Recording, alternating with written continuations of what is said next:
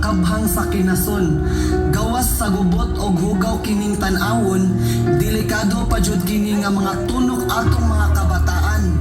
Ayaw kabala kadong, tawagon nato atong mga silingan para sa pagpunit sa mga kabhang ug paglimpyo sa atong baybayon.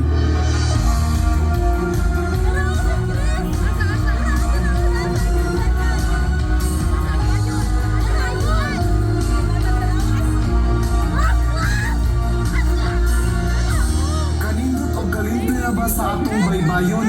Tinuod, ang problema, asa man nato itong labay? Unsay panglabay? Kabalo ba mo?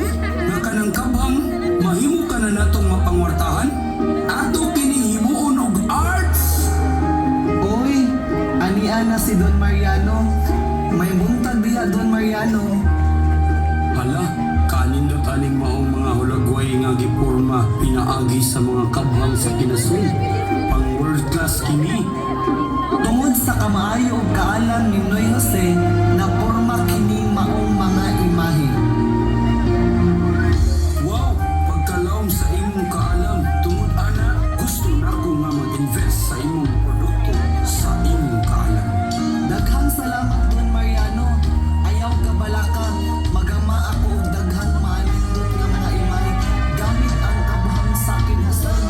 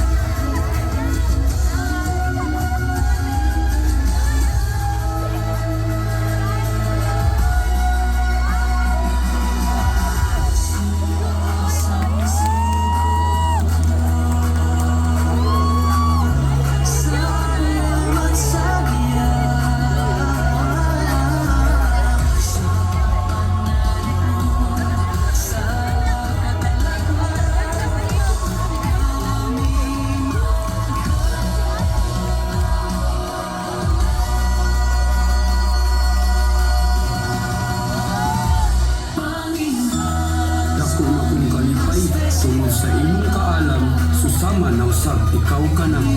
Daghang salamat Don Mariano. Kung dili tungod sa imong tabang, dili na ko matabot ang pag-asenso karon. Ibanan sa sakripisyo o tabang sa mga tao, labaw sa tanan ang pagsampit sa atong mahal na patron na si Senyor San Isidro Labrador.